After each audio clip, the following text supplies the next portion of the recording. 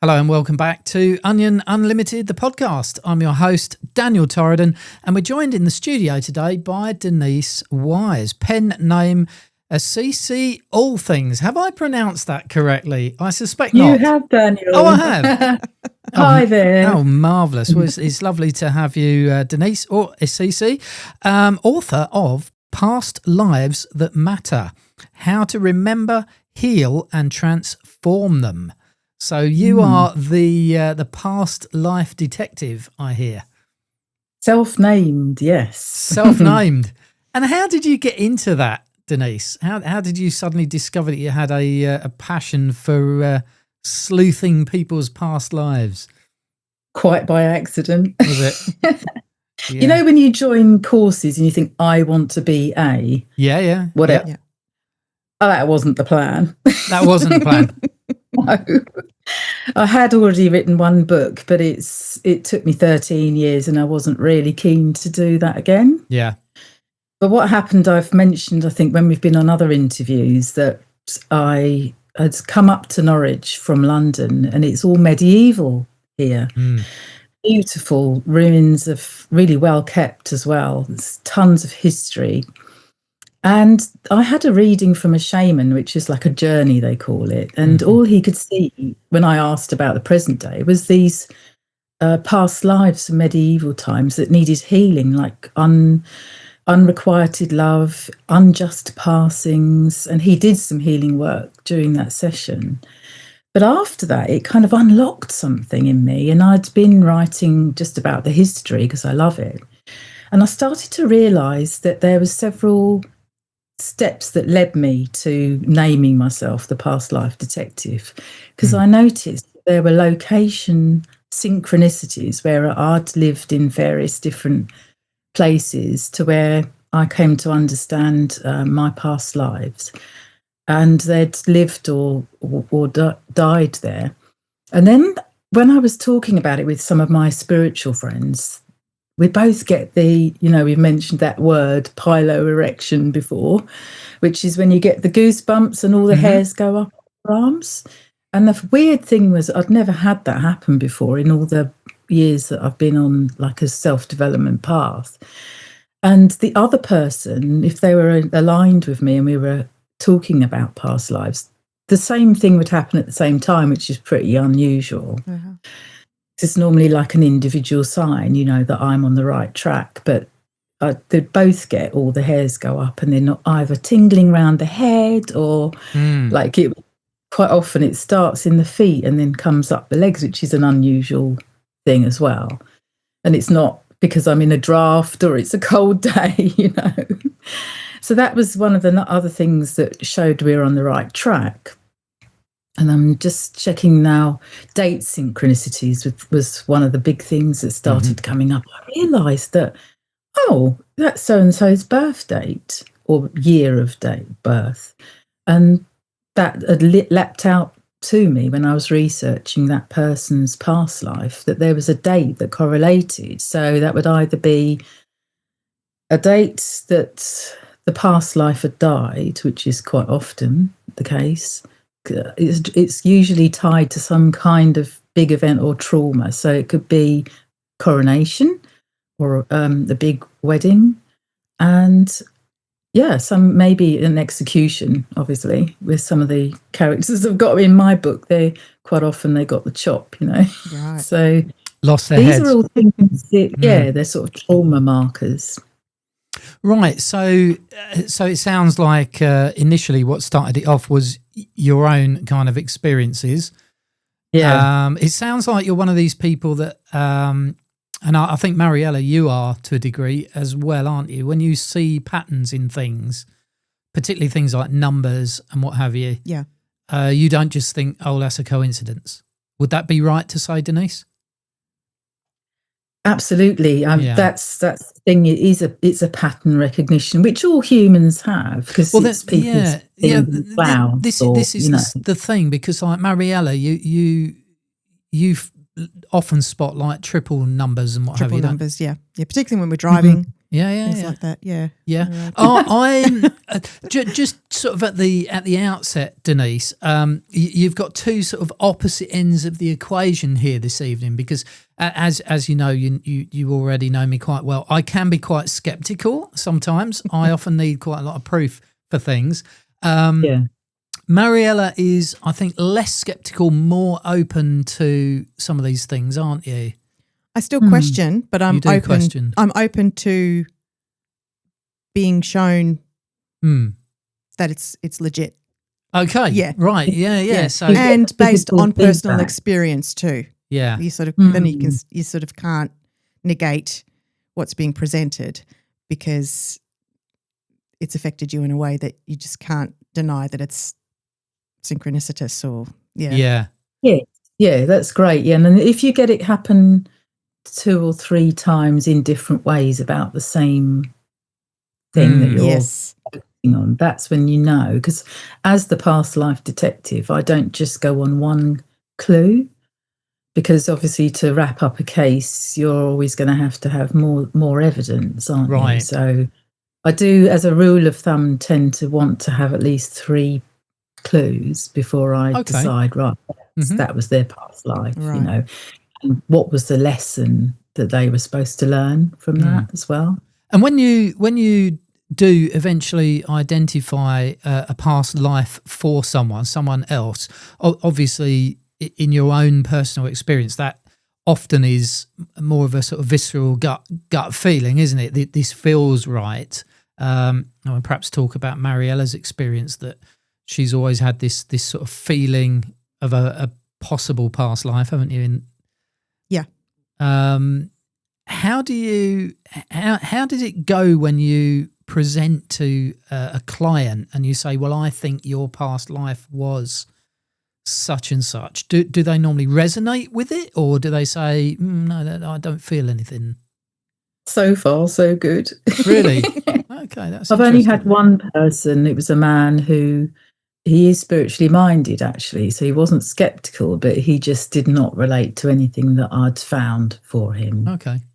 But it wasn't one of those clear-cut cases of I had the type of clues I normally rely on to say that with confidence. So was it a bit weaker, that one?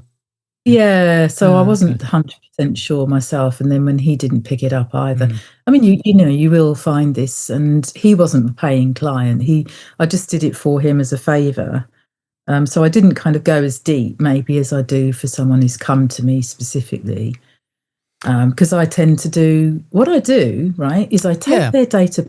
I've made it a shortcut now to clients, because mine's taken years.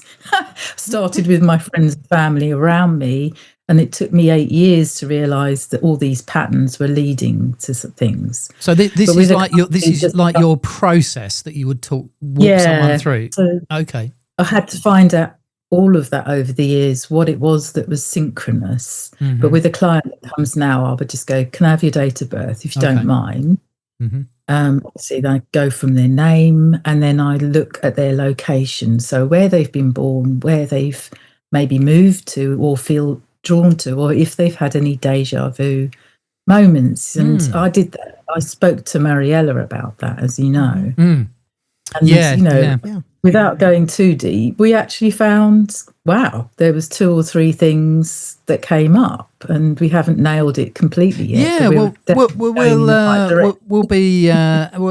be zoning in on you a bit later, Mariella, and talking about your experience. And also, you mentioned about healing. So I know we wanted to touch on like the healing process as well. Okay, so you start off with things like dates of birth, where they've lived, things like that, and then what are you then looking for? Somebody who used to live, that was born or died on the same day, or lived in the same area, or? Yeah, sometimes I do it that way. If they've had a deja vu feeling, like Mariella did, about certain eras of history, when she read about certain eras and certain aspects of it, it would like really trigger her. And so I'm looking for something like that to give me an idea of which country, helpful, and what era I'm looking at in history as well. And then you go back through newspapers and all that sort of thing, or? No, I just use the internet because most of the ones I found have been people who've got a history that's recorded. To be honest, all of the people in my books, which is my 3 medieval past lives, they've all been characters that were well known, funnily enough. Yeah, well, we're gonna get into that with the case example that you've got this evening. We're going to be talking about a king and his mistress, aren't we? And the king that we're going to be talking about is pretty famous. So there's a little voice in my head here, Denise. The skeptic is jumping in here. Whenever I've been, like, say, for a reading or something like that, a clairvoyant or something like that, I'm always someone famous. They never say, oh, in a past life you used to be like, Bob the Builder or something. Although he's quite famous, isn't he? I'm always like somebody from the time of Egypt in like Pharaoh's court, or I'm some like very, very famous king or queen or something like that. You from were the a past. high-class hooker in one. Well, this is the thing. I wasn't just a hooker. I was a high-class hooker, one. And I was in the time of Jack the Ripper. And kind of because of that, I suppose I've got a question there. I assume if this is all true, I've had past lives that are not quite as famous at some point. But do those sort of things just not surface? Is it that like there's not really much information? Yes, they won't. Is that all it is? In my opinion, I think most of us have chosen to come back hundreds, if not thousands of times to develop as a soul. And so therefore, the ones that tend to come up will be the traumatic ones that aren't resolved in that lifetime. Mm-hmm. So then if you go for regression or hypnotherapy to do this, which I don't do it this way, but they will obviously take you to maybe some triggers in your current life, like your childhood. And then it might then trigger the subconscious of the client when they're under to then bring up a memory of where that might have come from a past life. Mm-hmm. Right. So if someone got stabbed through by a spear, in this life, they might have had an accident or something might have happened to them, betrayal, but it could be a physical accident, or they could have a lot of problems with their chest or their back where the spear went through. Oh, and that's actually happened to one of my friends when I was finding what her past life was. She just happened to join a healing circle. She said, oh, I've got, can you just move around to the back on the right-hand side? And he said, oh, I can feel this big kind of spear, kind of like I'm just taking it out for you because it's going right through your shoulder blade. And then when we looked at her past life, that can also symbolise an execution or a betrayal of some kind. So sometimes these symbols are not literal, but that's the job of the past life detective, is to find out what's bothering them in this life. It's physical, if you're going for healing for something physical, or it could be emotional. And so you have to go with the client and test on certain things. And then if you get the visceral confirmation, obviously, with the piloerection, then you're on the right track, and the client will confirm, that feels... So for example, it was the guy that got shot in the eye at the Battle of Hastings. It was King Alfred, wasn't it? You know your history better than me. Harold, that's the guy, yeah. King Harold got shot in the eye. So you could have somebody that, for example, has got a pain in their eye all the time, and when you look at their birthday, it's the same as like King Harold's birthday, and they're particularly drawn to Hastings. They've lived there all their life, but whenever they go to a certain place, they feel traumatised. But this is weird, Daniel, because of all the things you could have chosen, you don't know. It's not in my book because that's for another time. Yeah. But yes, I have got a past life, and now I'm getting the tingles, right? Oh God! And I didn't mean to do this. Okay, it's flooding in. So so it's going from my head right down my legs and everything. But I had a past life at that time, and the lady that I've worked with that helped me with some of the clues in my book, she saw herself with this jewelled sword, which would indicate she was royalty or someone high in the army, being run through with a sword on horseback. But they can't confirm that he definitely had an arrow go through his eye, but it is portrayed in that Bayeux tapestry, isn't it? Yeah. Bayeux tapestry, that's what happened. But obviously he did die. That was one thing we knew. And then I also found another friend who was her and her son, who often have soul contract to come back together in a life. I found both of their past lives in that Battle of Hastings as well. Wow. And it's really weird that you should mention it, because I've not talked about it for ages and you wouldn't have known. But also, I didn't know. People, because it was William, wasn't it? William the Conqueror that actually came over from France and vanquished, Harold. But what happened was that he and his half-brother, I think it was, Odo de Bayeux, they became the richest men in England, and they built a ton of castles. And guess which castle they built up here? Go on. Where I live. Exactly where you live. Oh, Norwich Castle. Okay, yeah.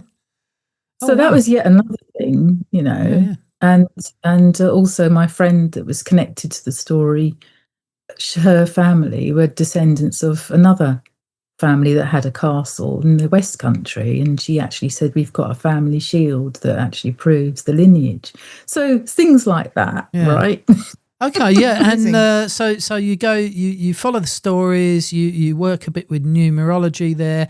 It sounds like you also use a bit of intuition going on, whether the goosebumps are working or not. I mean, I do agree. I think there are, although I am skeptical, and I'm even skeptical about my own experiences. I sometimes, those sort of visceral feelings, those goosebumps and chills and things like that.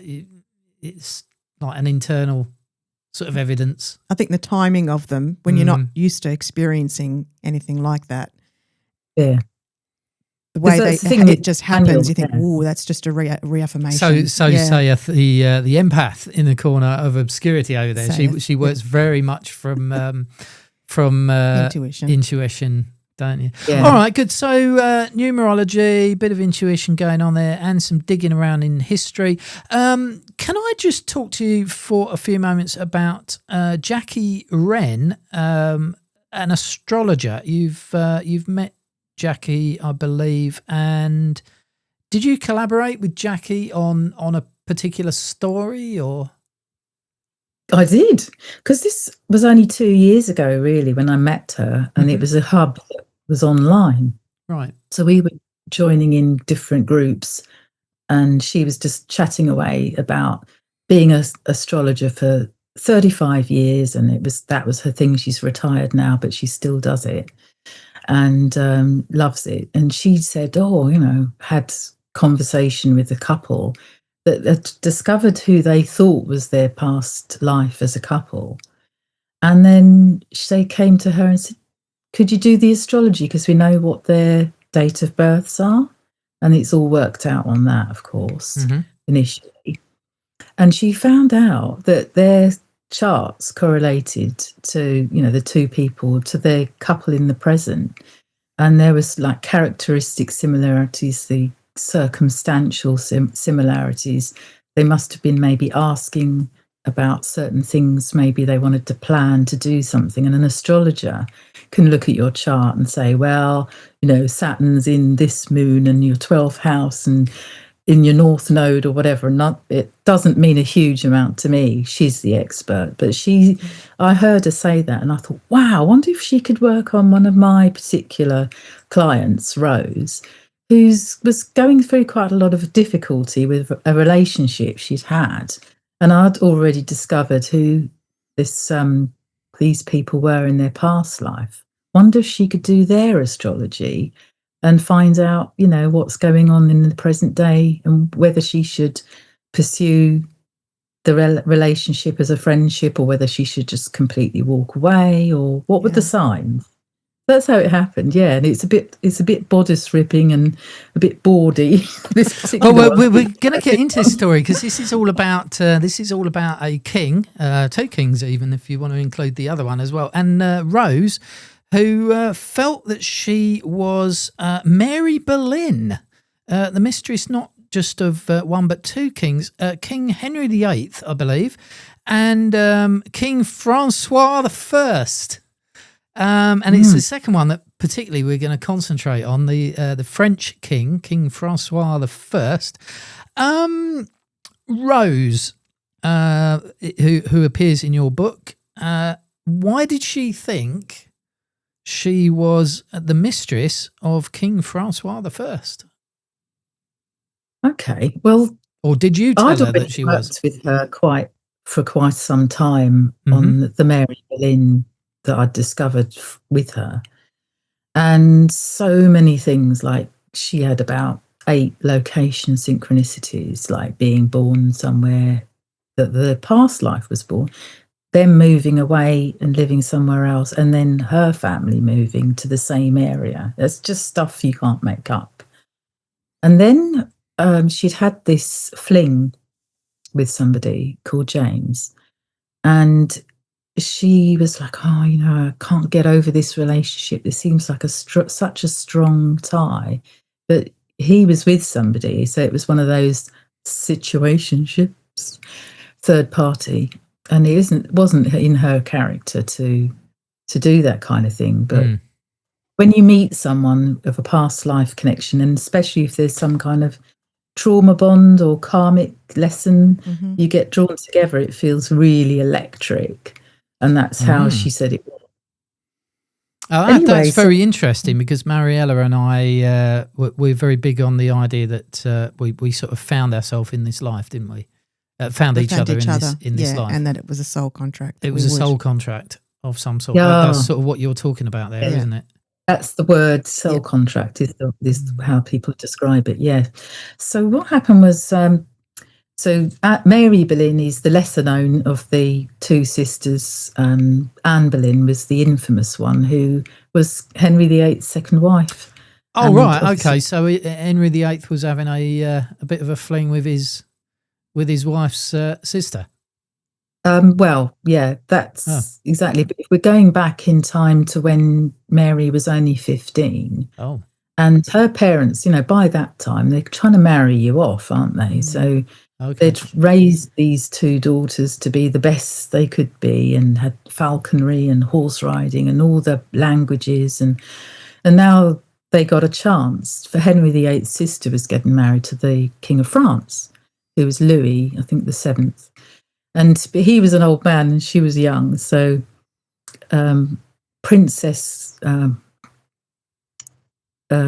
Mary Tudor, they called her, she went off to France, and Mary, they managed to get her in as the maid of honour. So it meant she got the trip to France to stay in the French court. And then he died suddenly a few months after the marriage, because he'd had ongoing health issues, and Mary somehow managed to stay in France when Mary Boleyn, when everyone else went back. So they had connections, which was through their ambitious family. And so there she was, and the young new king was Francois I. Oh, and that's how she met him. She ended up in France. How she met him, and he'd hurriedly had to get married to his cousin Claude. So not a match, of love at all. Okay, so he was married, and he just got married hurriedly. He just got married, and then him and Rose start hitting it off. Mary. That's right. Mary Boleyn, right? Oh. Yes, Mary Boleyn's been let out of the. When you've got a racetrack and the horses are let out of the gate. Yeah. That was her, right, I'm away from my family. I'm in France. I can do what I like, basically. And she went mad. She had the best time, and was just like learning how the French court was quite licentious in those days, more so than the English court. And so she loved it, and she was flirting with everybody, and obviously caught Francois' eye. But because he wanted to churn out babies at this point, the other king hadn't had any children because he'd died a few months after his marriage. So he was under pressure to produce the offspring. And so he wanted to keep any flings or mistresses quiet from the queen. And so hence there's hardly any evidence that they did have an affair, but there's a throwaway line, which I can mention later, but where the two kings meet, Henry VIII and Francois I. And they take as an indication that Mary had a fling with him. And what kind of fling was this? Was it quite a traumatic one? Was she sort of madly in love with him and he wasn't? Well, we didn't know that. We haven't got enough evidence. So being a storyteller, obviously I'm padding it out in the book, and she's got a whole chapter to herself with her sister and Henry VIII. But she was, I think, quite a free spirit, which will come out as you see when we go through what Jackie found in the astrology. I don't think she was devastated when he got bored of her and set his eye at some other woman. Okay.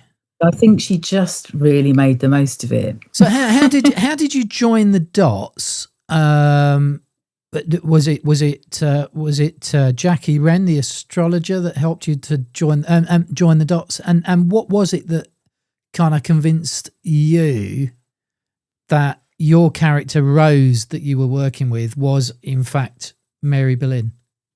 Well, I'd already had all of those nailed down, all the location synchronicities. So it was locations, dates of birth again. Did that come into this one or not?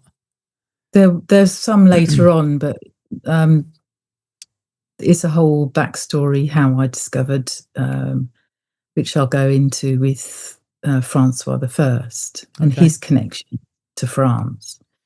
But there was, so that's in the book, all of those clues and all the things. And then there was this conversation with Henry VIII had come over to show off. He hoped to marry Anne Boleyn, but he was still legally married to Catherine of Aragon, the first wife.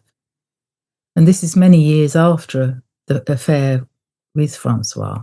And by this time, Mary had also got over an affair with Henry VIII, which is alleged because they kept that quiet. So there's a pattern here, right, with this pattern that happened in this affair that Rose and James were having. And it was a forbidden affair, had to be kept secret. And then Henry VIII had leaned in and Francois I was pointing over to Mary Boleyn on the field, wherever they were, probably jousting or something, watching. And he said, I call Mary my English mare because I ride her so often. And so that stuck, and then other historians have referred to the fact that there was a lot of rumpy-pumpy going on and bodice ripping and everything. So that's that's kind of that's the throwaway line you were saying that sort of convinces you that Mary and Francois did have an actual fling. that was it's not confirmed for definite, but it's alluded to. So you've mentioned this other character, Rose, is in modern times. Rose is got this situation with this other character, James. This is in modern times. Does James have a counterpart here? Don't tell me that he's the king. Oh yeah, he is the king. Yeah, I'll give you some clues as to why. Okay. So they look really similar. So it doesn't always happen, but it happened in this case where he's got straight dark hair. There's lots of portraits of Francois I with his dark straight hair when he was younger, and he's got a Roman nose, which obviously it's got a little bit of a bump here and then it comes down. Now James looks identical, right? Wow. Okay. And James actually hates his nose and he tries not to be photographed with it to the side because of that. Okay. Sounds like So me. that's something. So though it's funny, and it doesn't always happen by any means, No. but cancer can be similar as well. So we'll go into that now.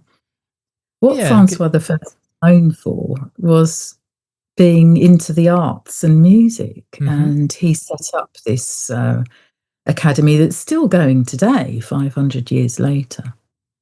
And he just was a bit of a playboy. He really didn't think he was going to be the king.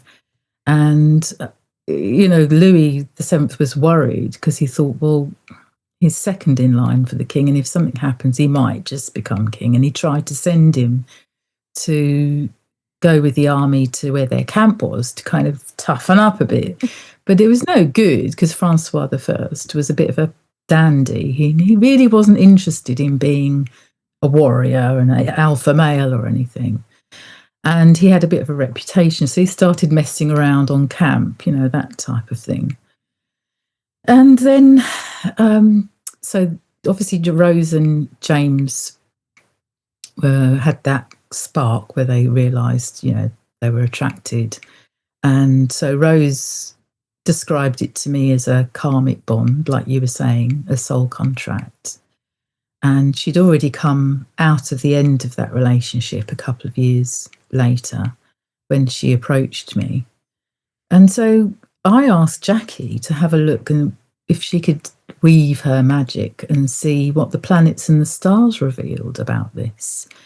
So she looked at Francis' birth chart because we knew when he was born, and she discovered that he had, I'm going to read this because I don't know what this means a lot of the time.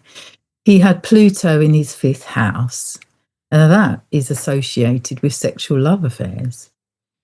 And it wasn't in a good aspect of Venus, but that meant he didn't deal very well with his women, which means that what you would call a player in these days. And Rose confirmed that, that correlated to James' behaviour because he was, being a musician, he was in the arts and the music like Francois. And he'd been off travelling, touring with bands, and you know what the groupies are like. Mm-hmm. And, whether or not he had a girlfriend at home, he was out there, enjoying his life and all the adoration that comes with it. So there was a big correlation to their character and personality. So that's two things. Now, you're going to love this, right? Location synchronicity. I'd already discovered that James had actually lived in France, in Paris. And obviously the Louvre Palace was the palace of the French king in those days. And he'd lived 15 minutes drive from the palace in Saint-Denis. And Saint-Denis is actually the red light district now. But at the time of Francois, it was the place where the basilica was, where they would get inaugurated or, crowned, coronations and deaths and weddings would be held there. And that was indeed where Claude, the new Queen of France, was married to Francois I. And that was on, get this date, the 10th of May, 1517.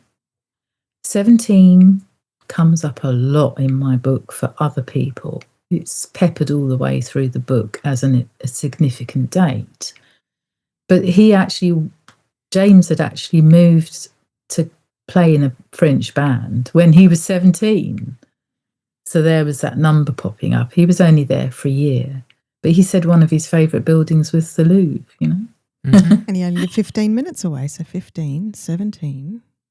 Oh, that's right. 15. Yeah, you spotted that. Okay, well done. So numerology comes into this quite a bit. I know you mentioned to me before the show that you actually met a numerologist, a guy called Ian Gosling. Yes. Did he help you with any of this at all?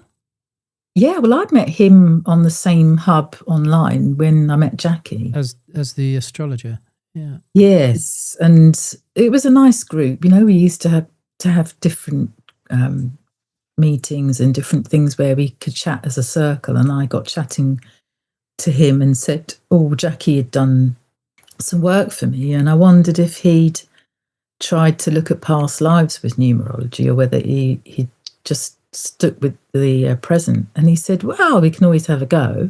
So he hadn't actually tried that before.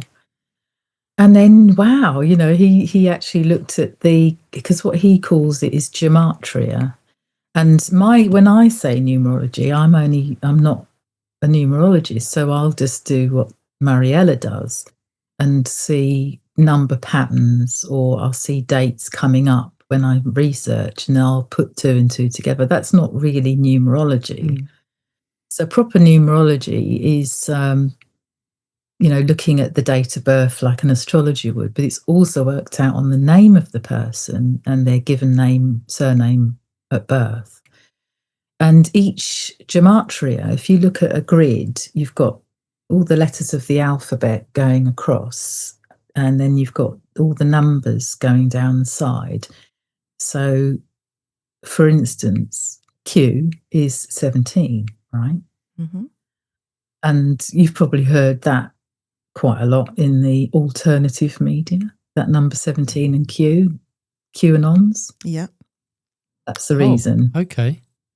So, but 17 happens to be a number that comes up in my book. So, anyway. So what happened was he was looking at the names of, let's have a look, going back down here. So tuning in, so Ian does work with numbers, and he works out the destiny, the life soul path, the maturity, like where you are in the great scheme of things, your soul number and your personality number, right? And he can tell all of that just from your name and various other clues. But he also is, like Jackie, very intuitive. So he'll tune in while he's reading for you from what he's found. He'll tune in on a psychic level, and he'll say things like, oh, did you have something significant happen when you were 28? And he got it spot on with me, because that was when I got married and, moved to Switzerland. And then he said, oh, that wasn't a great phase of your life, which it wasn't, and I ended up coming back to England. So everything he found, it started with his numbers, but like with me, it develops into a whole intuitive reading as well. Mm-hmm. So the numbers he looked at, King Francois, and he was born on the 12th of September, 1494. So Ian laid out the overview. He looked at Rose and James in this life, and he couldn't do Mary because they don't know her actual date of birth. They think it's around 1499, but they haven't got the date or the month. And he could see some common number patterns. So here's your pattern recognition coming up. He saw the numbers 4, 7, and 12 coming up quite a lot. And he said that King Francis' first name adds up to make him a 40-12, a 44. It's 40/4. His date of birth, it was the 12th of September, which is 1494, and it's 2103 is a 3 life path. Now, I don't know, again, I'm not an expert at this, but that's what Ian told me. I'm just reading it off, the original workings. Mm-hmm. So 12 was the king's day of birth, and it adds up to a 3 life path, but the meaning of 3 is promiscuity. Right. So when you say a 3 life path, Denise, what do you mean there? Is that like a? I think there's a 9 life paths, and you follow it, you fall into one of those categories.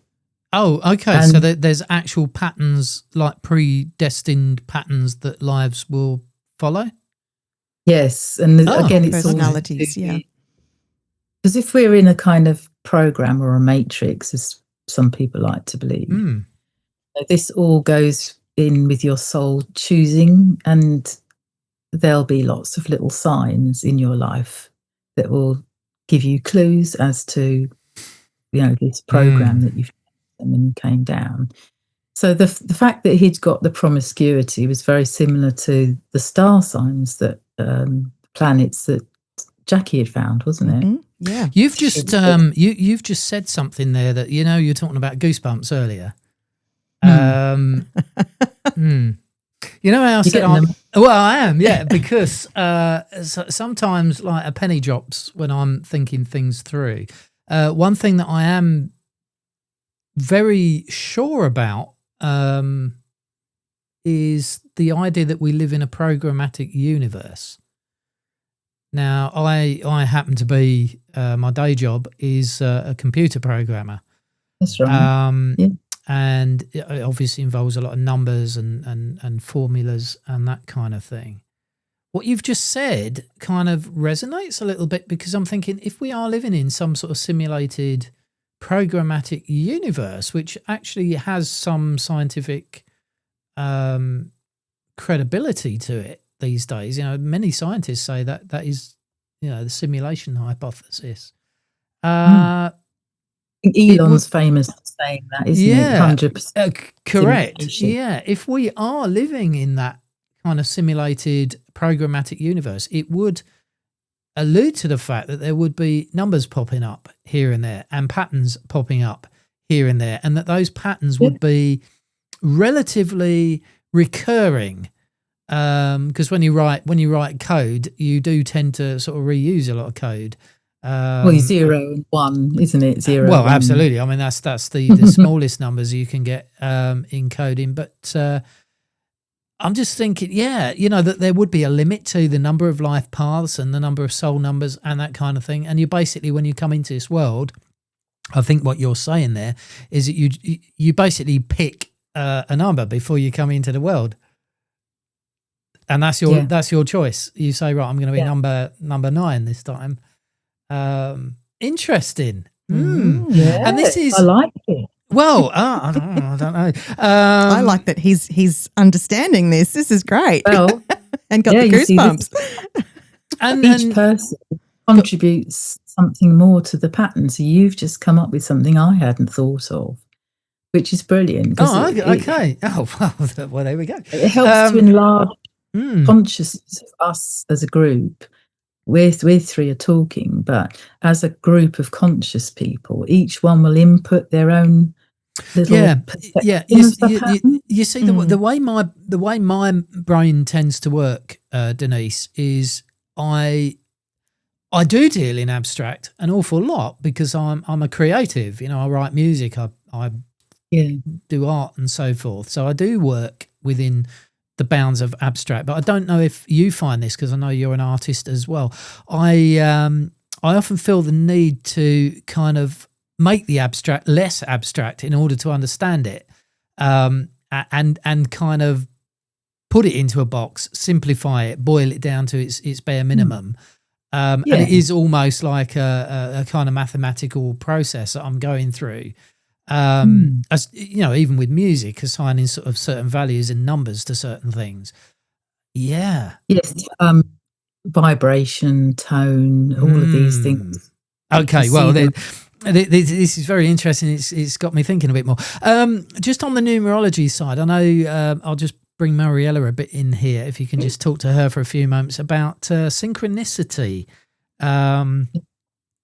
Explain to me, both of you, how you understand synchronicity. Maybe Mariella, what's going on with synchronicity? I think for me, it's more a putting myself in the present moment, being aware of where I am and that I'm okay and that I'm connected, rather than there is some meaning to the numbers that come up and the time that it comes up. Mm-hmm. But more so it's being present and being connected and just knowing. Because I know whenever we're driving anywhere, you'll constantly be saying, oh, look, there's a 333 on that number plate. Oh, look, that road sign's got a 999 or a 444 or a 222 and this sort of thing. Yeah. Is it less, you go less into the numerology of what the numbers mean, but it's just more sort of comforting to you that there's 3 of them? Yes. There are times where I do go into the meaning, particularly if I see, for example, 333 in the space of 15 minutes 3 times, or in different totally random things. Either it's a house number or a number plate on a car, or a sign somewhere. The odometer on the car. So then I sort of think, okay, well, that's a bit more of a message, something that I need to be paying attention message. more, something to bring me into the present and to know where I am. And making perfect sense. Yeah, because it might have a big question about career, a relationship. Yes. Or if I'm questioning myself, and then it's sort of like, okay, no, you're on the right path, or you need to rest. But like, you get 777s, like, no, can you just go and rest now? Go and rest. Go internalize. You're overstimulated, particularly, certain things like that. I just like the fact that they stand out to me. The triple numbers, or 12/12s and 14/14 and things like that. They do stand out to me. But then when I see something in a series of the same number within the short space of time, then it sort of it makes me more aware. I would just jump in there, and this is the skeptic in me talking. That situation where you go to buy a new car and you go in the car showroom and you say, "Oh, what's that car? I've never seen one of those before." And they say, "Oh, it's a BMW X, whatever." Yeah. And you say, "Oh, I really like that. I'll buy that." Yeah. And you buy your BMW, and then when you're driving it home, you suddenly realise how many other of those cars are on the road, and it's like, well, they've always been there. They have. It's just that humans are amazing pattern recognition machines. Maybe I'm answering my own question here. Exactly. Maybe I'm answering my own question, because I was just going to use that as an argument to say maybe it's just coincidence, and you haven't had your wits about you up to this point. Being present. It's all about being. To me, that's what it means. It's about being present, being connected, and being aware of your surroundings, where you are, that you're okay. A funny thing, I've recently, every time I've looked at my clock or my, my phone, every time I look at it, it's like 22:22 or 12:12, or there's a lot of ones and a lot of twos. I don't know what to make of that. Oh, those are the classic ones that you start off with when you first. And I get like a bit of a weird feeling that I should just look at my clock. I'm just sitting there and I'm going, oh, I should look at my clock. I don't want to know the time particularly, but I just have a weird feeling. Look at the clock, and I look at the clock. It's 12:12, and it's like, how many times has that happened this week? 12:12. You were saying you see 17 a lot. What does 17 mean to you, Denise? Well, it doesn't have a specific meaning for me personally. It's just because it was the date of birth of one of my family. It's the date of birth of one of my friends, who both of them are in the book. So 17 is important, not for me personally. It's not. And these people that are in the book, I know Rose and James have already got a relationship going on there. Presumably there's other people in the book. Do you ever find that other clients that you're working with, that multiple clients have actually got overlapping lives? Does that ever happen? It would if I got further with their stories. I've just had individual clients come to me and say, maybe I've found one story, but I haven't gone into all their. They might proffer the information and say, oh, yes, I kind of knew that because I've already found this, But I'll give you an example. So I was giving out free 20-minute readings to people, and I had 2 women. One was from America and one was from Australia. And they gave me their information, their date of birth and where they lived and everything. And I had a hunch, okay, I think they might be involved in this century in England, wherever. I found their date of birth in the story, and I've also found other locations where this character's lived in the past. And then when I've come online and had the actual live meeting with them, which I do after I've done the research, I don't know at the time whether I'm right or not, okay? So I then start asking them questions and I tell them what I found. And one lady said, "You won't believe this." She said, "I actually came and visited England a couple of years ago from Australia." And she said, "I was drawn to go to such and such manor in the Midlands. And then I came to London and I did the Tower of London." She, obviously a lot of people have died there. So she got the shivers and not nice. But she'd felt a nice warm feeling of this manor house out in the country. And the woman that I'd found for her was a queen who was actually in house arrest for 17 years by Elizabeth I. There's that 17 again popping up. Yeah. Yeah. And she said, I said, "Well, if you are this queen that was imprisoned, you did live at that manor house that you went to visit." And she actually were quite happy there because you met the lady of the house and got on well. And it's got recorded that they used to stitch crochet and stuff together. So those months or years that she spent at that home were quite happy.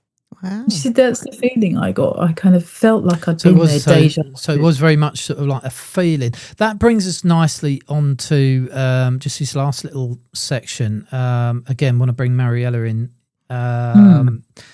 You did a bit of sleuthing for Mariella a while back, and you took her date of birth and things like that. Just remind me, Mariella, it was you have a somewhat of a traumatic feeling with something to do with Malta, which is where your heritage is. Yes, but it's more the siege of Malta, the Great Siege of Malta. When was this? This was in modern Well, it was times. the Hospitaliers, yeah. So 1798. Oh, not that modern then. Okay, so this is 1400. Oh, 15, sorry, yeah, 15. Okay, so this is what's going on here. This is where it's the Great Siege of Malta. The Great Siege with of the Malta. Ottoman Empire. Okay, yeah. Ottoman, that's the word I was looking for. Yeah, right. So even though you're not particularly interested in that history, or are you interested in that history? But something about it I find it really triggering. You find it really triggering, knowing the suffering that people went through as a result of that. Now, you are an empath. I am. You are an empath. Yeah. And Denise, sometimes Mariella has actually had feelings, traumatic feelings for people she doesn't even know, which is quite strange. And then she finds out afterwards that person was going through something on the day that she was feeling something. So you've been having traumatic feelings about something ever since I was a little girl, and I didn't know. So every time I heard something about the Ottoman Empire, as a kid, it just triggered something, and I couldn't never understand why. However, linked to that is I am an absolute nut over the Regency era. So then, when you did a bit of research, Denise, it's sort of like it all falls in around the same time period. So then when England came to the aid of, Great Britain came to the aid of Malta. Ah, okay. That sort of led into the Regency era. So it's sort of like a trauma, and I've got this huge affiliation, I don't know why, with the UK. Well, yeah. I'll do now, but yeah, it's always just been this and that particular Regency era. So it's almost like someone was taken from the suffering from that siege and was given another chance at a better life in the UK. And you're feeling those feelings. Now, Denise, you did do a bit of sleuthing, and you came up with something to do with the let me have a look now. The Hospitaller Knights? Knights of St. John, Yeah. yeah. Knights of St. John? Yes, so there's two most famous ones would be the Knights Templar, Mm-hmm. and they're all around the same time. So I think 1400 were when they started. And guess when the Knights Order of the Hospitallers actually finished and it was done away with? It's the year 1798. Mm-hmm. And as a computer programmer, you know what an anagram of that is? It's 1978. So Oh, what, you the can just order move the numbers 70 around, Mm, and that's Yeah, your that's year the of year birth. I was born. Yes. Oh, okay. So Yeah, well, the- okay, all right, okay. that's a pattern that just helps me it's to a know pattern. in the right century. Mariella's parents, I didn't know that. They actually come from Malta. Yes. And you didn't know that at the time. Okay, yeah, so Mariella has got Maltese heritage.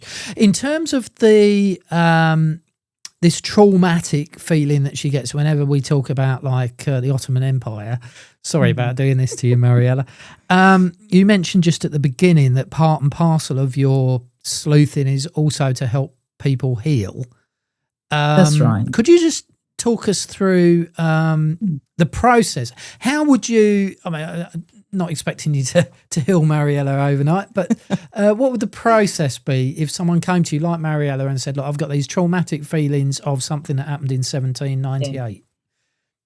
Well, I can presume that because of that, that Mariella might have been involved in that siege of Malta, where they actually held out the Hospitaller Knights and they weren't overcome, but they probably would have lost some people.